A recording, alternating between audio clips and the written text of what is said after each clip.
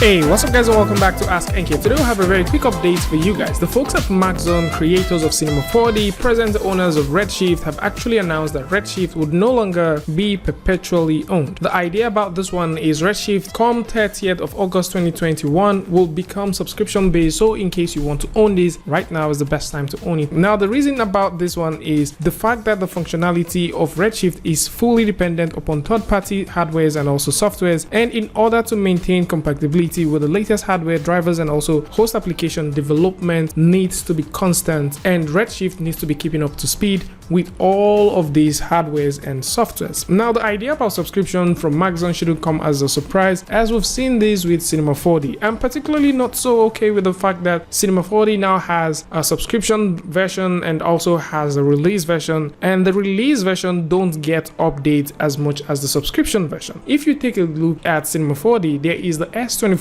that comes with some very nice tools and nice updates, but there is no R24, which means there is no release 24 for those who already own perpetual licenses. And the idea for this is you need to stay subscription for a long time, and if you're using the perpetual version, updates would come to you later in the year. Now this may also ripple to those using Redshift, and it's also worth knowing that Redshift is not only being used by Cinema 4D users, as we have a host of softwares that uses it. And yes, I do know that a lot of you guys might be asking what would happen to my annual license if I already purchased one before now. And the idea here is you'll be able to work with this and also get annual maintenance updates from now till August 31st of 2023. So you might just be able to use these after that, or right now this seems to be like the marking date for you to actually work with the annual maintenance agreement. But for those who like to also take a look at some more stuff, and maybe you might want to extend your annual maintenance agreement to a maximum time,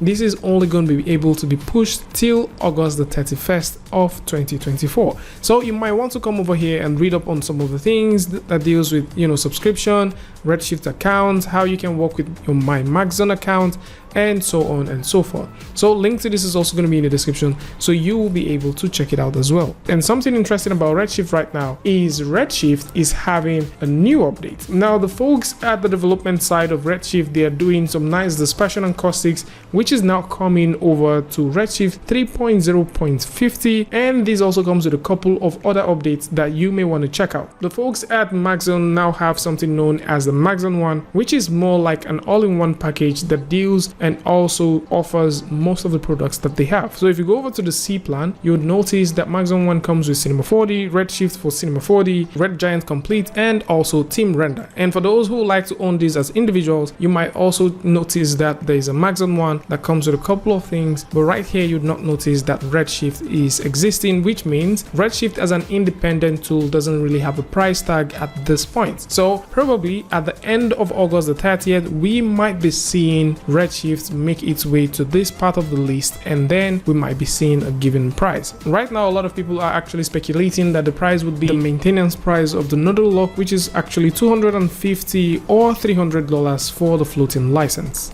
But then if this is what it is, let's say if it's going to be $250 per year, I think it's a fair deal for a rendering engine that actually harnesses all the powers that you have. So for those who like to take a look at this, link is going to be in the description for you to come through and check it out. And of course, for those who like to take a look at Maxon and see some of the tools that they have, link is also going to be in the description. Meanwhile, if you're using Cinema 4D, there are sets of new contents that are currently available for those using Cinema 4D S24 right now, and these are Cinema 4D assets that you can get within the asset browser. So you might also want to take a look at some of this hero assets, high quality stuff that you can grab and also start working with. Tell me what you guys think about this one in the comment section. And of course, if you like this video or you learned something from this, you can go ahead and give it a like, and don't forget to share with a friend. And if you're new here, it's going to be amazing for you to hit the subscribe button and also turn on notification so that you don't miss the next video or the next update. And until I see you guys again with your tutorial update, Free Friday, Tutorial Tuesday, tips and tricks, things like this.